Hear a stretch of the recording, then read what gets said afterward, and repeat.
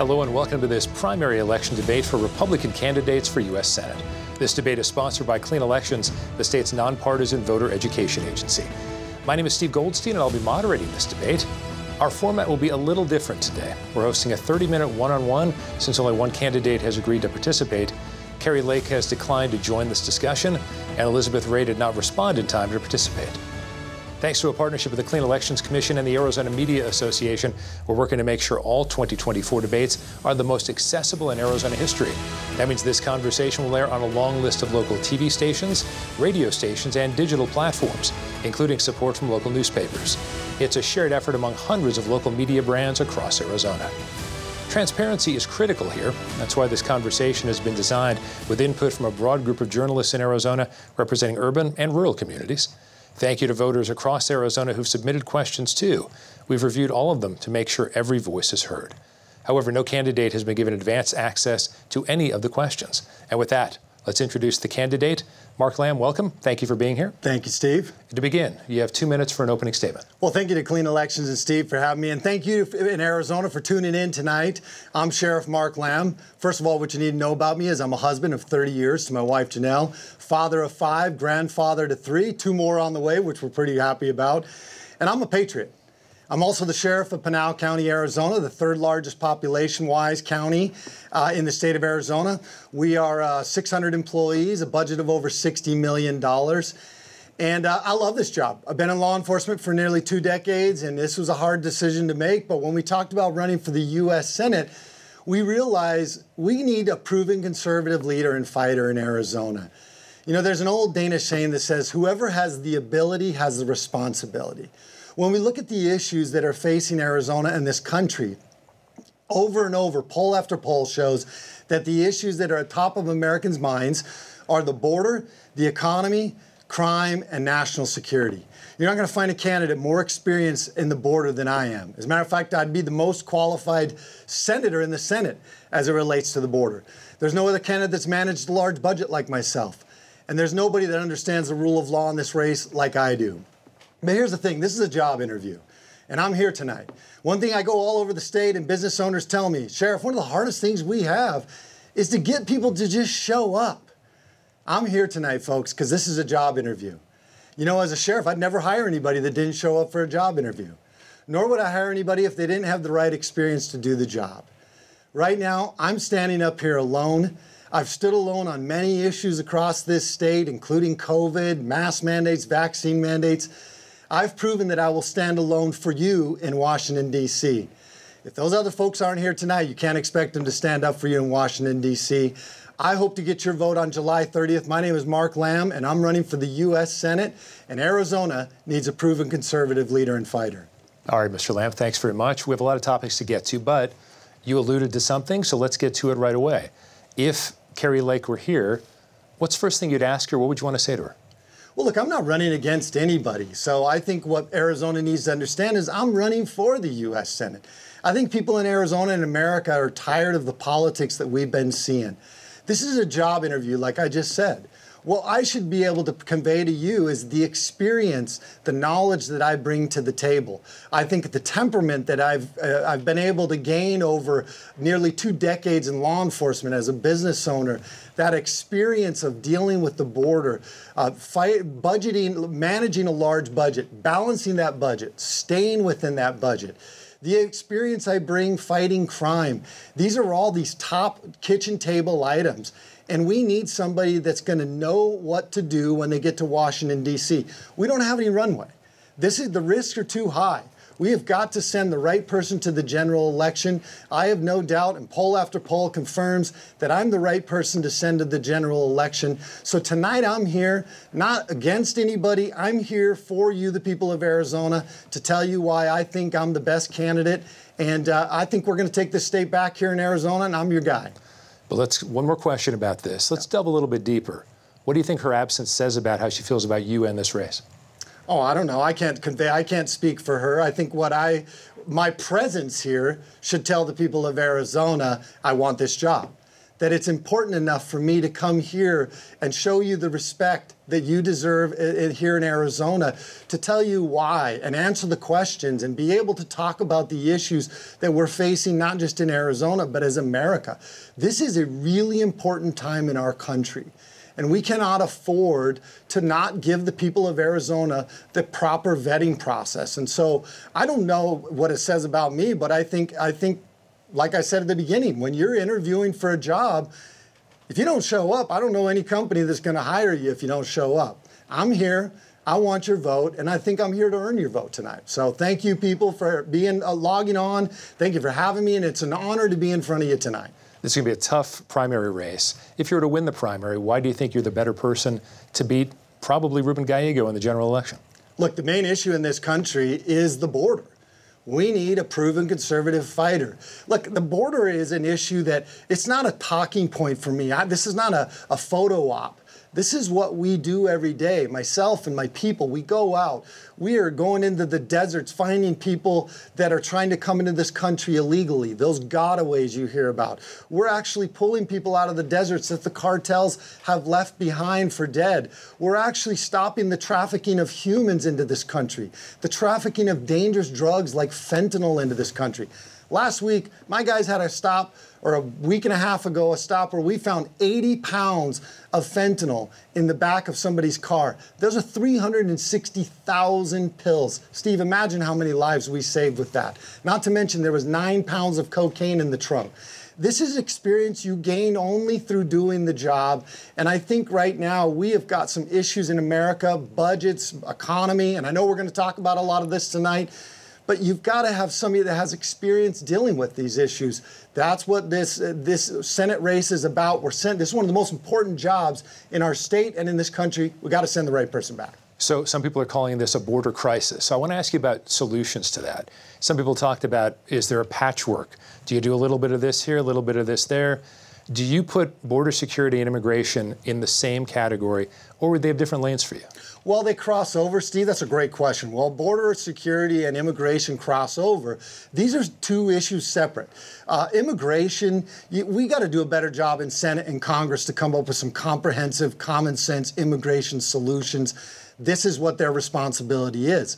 But we also, under the last 3.5 years, we've seen a real debacle at the border. I've been a sheriff under President Trump. I've seen the successes that his policies had, and I saw the complete opposite of the Biden administration under Mayorkas and some of these other folks. They have opened the border, and it has caused real problems in this country. It has created national security issues, risks. That's the border security piece of it. We've got an invasion of people, which, by the way, if you don't know the definition of an invasion, it is an incursion of a large group of people into a sphere or place of activity, or an unwanted intrusion into somebody's domain. Both of those qualify. It's changed a lot, Steve, over the last couple decades. What we're seeing now are people coming from all over the world. We've got 140,000 Chinese nationals, mostly military-age men, in the last 3.5 years under this administration, not to mention the fentanyl crisis.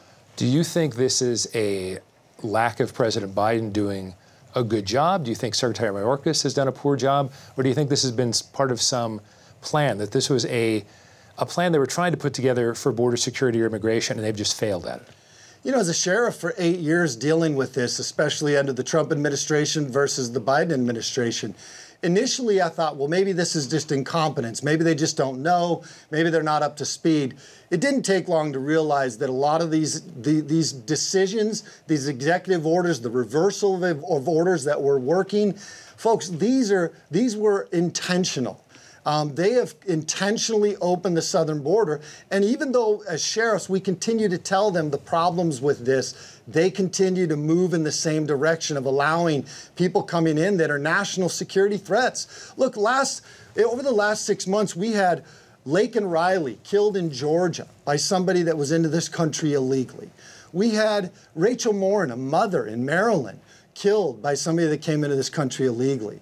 We have Jocelyn Nurgaya, I'm probably not saying her name right, but she was a 12-year-old girl, raped, killed by people in this country illegally.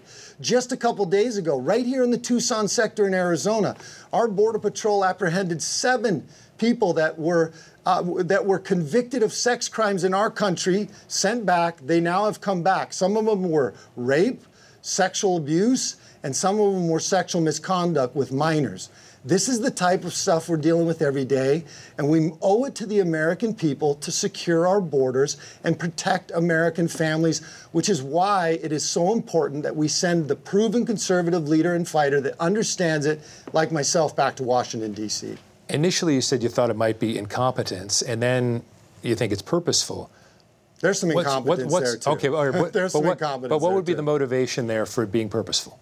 Well, there's a lot. You know, I think globalism is afoot. I think there's a real push for globalism. I also think that you now are seeing the movement towards allowing people to vote that are not citizens of this country. You are also undermining the rule of law. The strength of America, Steve, and everybody out there, I think most people know, and the Founding Fathers knew it when they said, we the people of the United States, in order to form a more perfect union, establish justice. And so if you're going to undermine America and change it, which, by the way, Joe Biden's slogan when he ran was, we're going to reinvent America. What better way to do that than to undermine the rule of law? You know, over the last 3.5 years, I went back to the White House as a sheriff from Little Pinal County. I went back 10 times. Not one time has President Biden met with any of the sheriffs in this country. It shows a total disregard for the rule of law, and their policies show a total disregard for the rule of law. And furthermore, there's another candidate, Ruben Gallego, that is running on the Democrat side, that has basically rubber-stamped a lot of these same policies that have failed the American people, especially as it relates to the border. There are a lot of Arizonans watching tonight who believe in pragmatism, bipartisanship or nonpartisanship, and when it comes to immigration, border security, a lot of people have talked about that. Outgoing Senator Sinema had tried to form some kind of compromise there as well. Do you see any hope? Would you, if you were in the Senate, try to work across the aisle on something like this? Not to give up your conservative principles, but just to find solutions. You know, Steve, look, I represent Republicans, Democrats, and independents right now as the elected sheriff, twice elected sheriff of Pinal County. I understand that these issues transcend party politics. You know, we have a lot of independents and a growing number in this state because they're tired of party politics. We've got Republicans that are tired of Democrats, but I think everybody can agree we don't want crime in our communities. We don't want national security threats. And we don't want the fentanyl poisoning and the other drugs that are coming in through these open borders. You know, the leading cause of death in America right now, Steve, between the ages of 18 and 45, is fentanyl poisoning. Now they're also putting things like xylazine in that. We have American families, mothers and fathers, husbands and wives, brothers and sisters who have lost loved ones to fentanyl poisoning, and a government that continues to not do anything about it.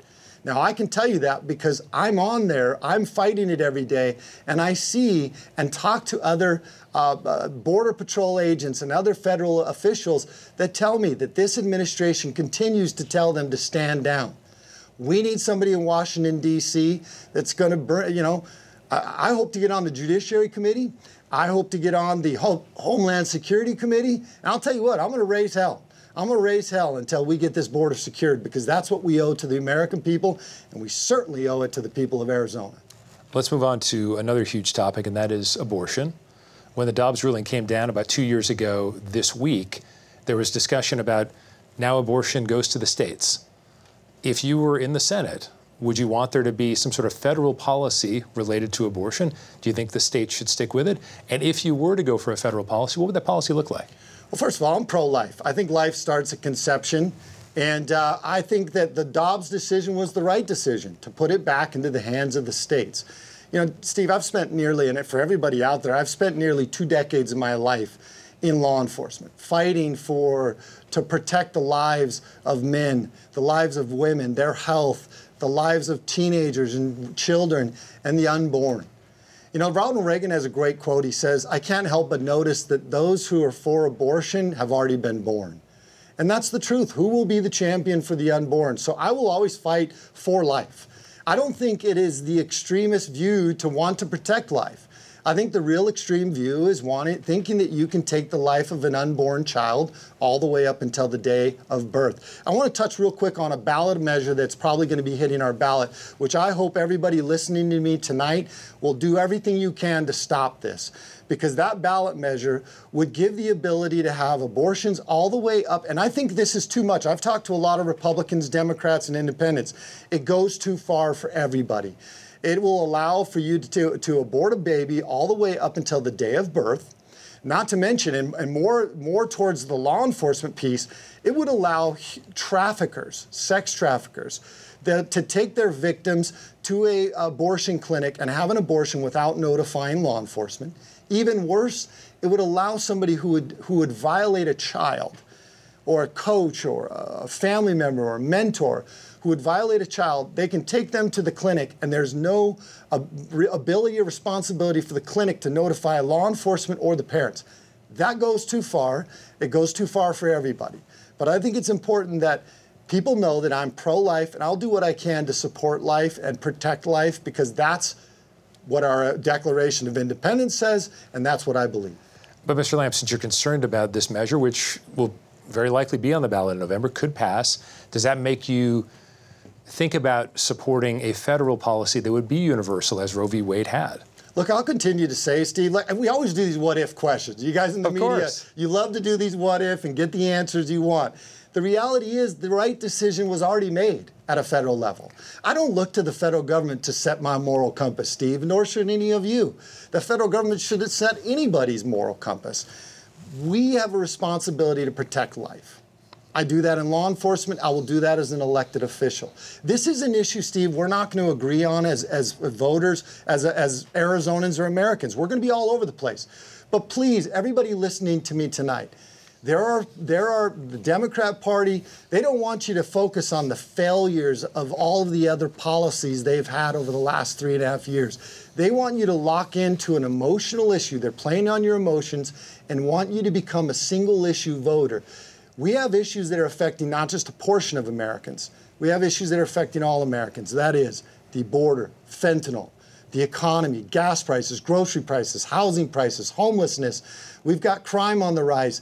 Please, I beg of you, whether we agree or don't agree on this issue, please understand that you cannot, I hope that you would not be a single issue voter and play into that, because we have a lot of other issues, especially where they have failed. And this is Joe Biden, this is Ruben Gallego, and so many other people in Washington, D.C., even on the Republican side, that have failed you, the American people. We need to make sure that we're voting on all the issues. Please, I ask you that of you. You mentioned the cost of groceries and et cetera. Obviously, inflation has affected the United States hard for the last couple of years, coming down a little bit, cooling off a bit with action by the Fed. But what would you want to do in the Senate to assure more affordability for your constituents? Well, I think you're giving them credit saying they're cooling off, Steve. I don't know that they're cooling off. Let me give you the numbers. It was 1.8% in 2019. It was 1.2%. It was going down in Trump's last year. Then we jumped up to 4.7. Then we went to 8. So if you talk cooling going from 8 to 4, it went to 4.1. If it comes down at all from 8, it's cooling, and now, I guess, right? But it's still too high. They've moved to the Overton window on us, folks. They've got us thinking that 3% or 4% is an acceptable number. The reality is, over the last 3.5 years, the cumulative inflation rate, Steve, is at over 20, or right around 20%. The cost of groceries is up over 20%. The cost of rent, over 20%. Your utilities are up almost 30%. This isn't working for Arizonans. It's not working for Americans. Bidenomics is failing, and we can't continue to go down this road. How do we solve it? Because I think you have to have solutions, Steve. What we need, folks, is we've got to get our energy independence back. Plain and simple. You know, Joe Biden has looked to solve the gas price problem everywhere but the U.S. We need to go right here in our own country and solve this issue. It takes energy to make a product, ship a product, and sell a product. If you want to get your economy back under control, you have to get your energy independence under control, because either we're going to absorb that in the way of higher goods, costs for the goods, and whatever doesn't get absorbed there will be passed on to us in inflation, and it's unsustainable, the direction we're going, and we need to make change now.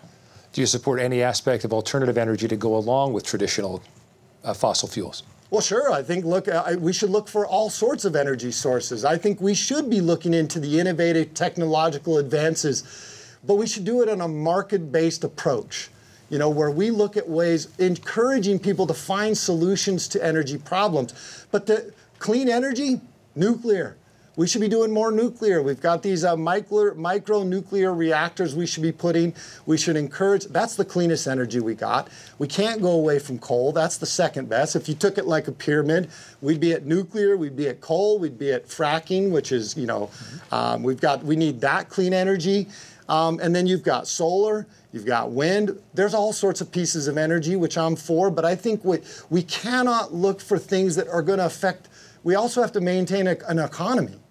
And what we're doing right now, for the sake of an environment that we're already cleaning up, we have people that are willing to throw our economy down the drain. And we need well-tempered people that understand that you can achieve having a good environment and you can also have a good economy without affecting our daily lives. Mr. Lamb, you've made a point of talking about your long law enforcement experience, so I've got to ask you, was the 2020 election or the 2022 election in either Arizona or the U.S. stolen? You guys love to live in this place, too. Well, your opponent lives in that place, too. I don't understand why the media loves to do this. Look, there's fraud in every election. And I'm here to tell you, folks, anybody who tells you that I don't think there's fraud in an election, they're lying. They're just lying, and you should question what they're telling you at that point. There is fraud in every election. I live in a world, Steve, where I don't get to think about thoughts and feelings. I'm a law enforcement guy. I have to be able to prove beyond a reasonable doubt in a court of law. I went out looking. I worked with other sheriffs all across this country. We worked with our county recorder. We put cameras on all of our ballot boxes in Pinal County because that's what I'm responsible for.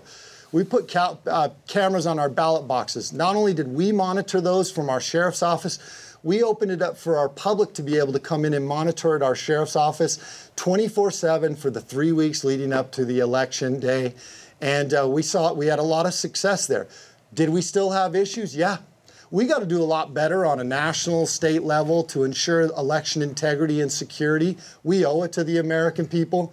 The media continuing to want to harp on 2020, 2022, that's not helping. What we need to do is we need to secure the elections as much as possible right now. And the other thing is we can't continue with this election interference.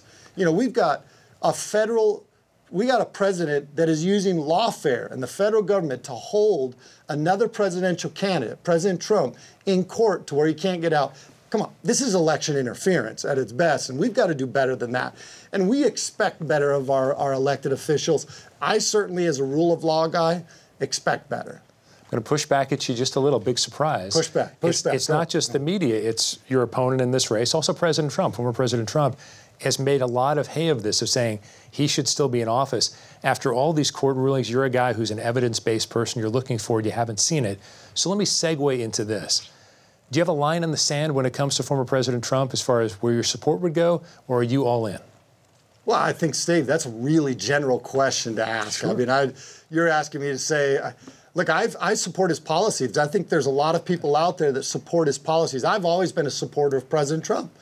And I think that we need that back. We need not only that strength, because look at us on a national security level.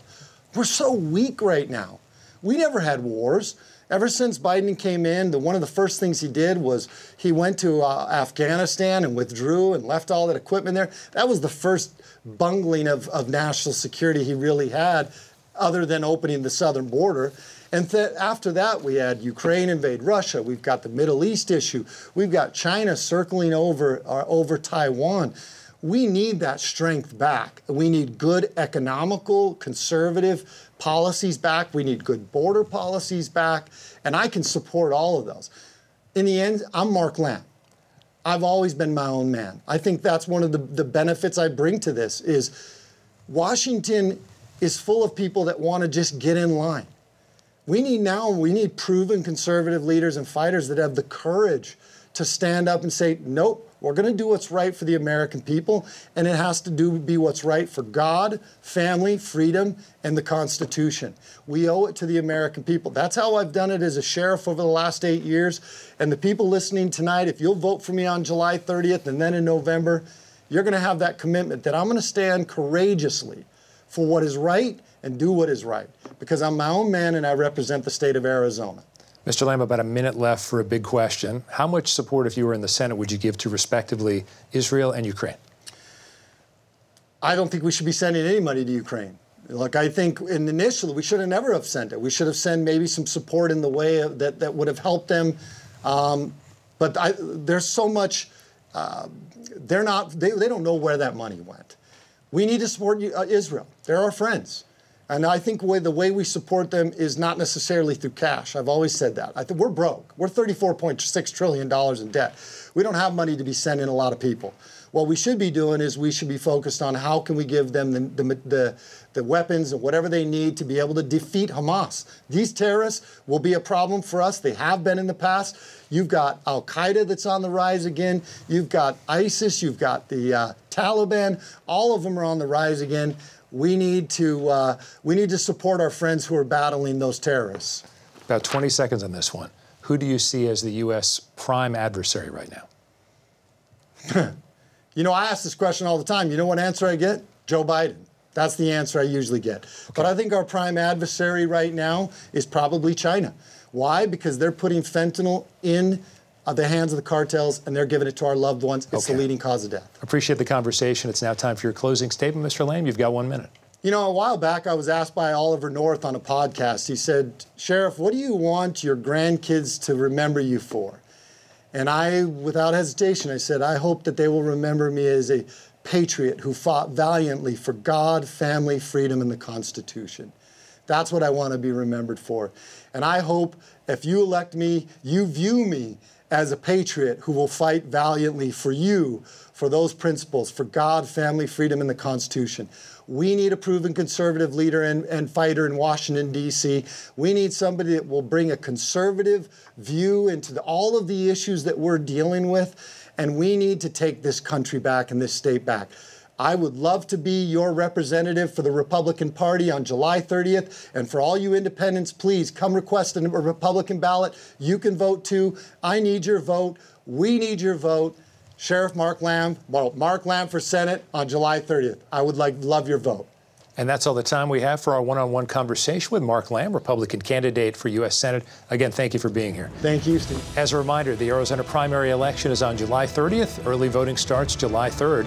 All registered voters can participate in the primary, including independents. There are a lot of offices up for election this year, so we'll keep hosting debates through the November general election. Head to azmedia.org to see a list of every local media partner, plus upcoming debates and where you can find them on TV, radio, and digital platforms. You can also see the full debate schedule, learn more about clean elections, and submit questions for future debates by heading to azcleanelections.gov. On behalf of our partners at Clean Elections, the Arizona Media Association, Reister, and Bitfire Studios, thanks for watching.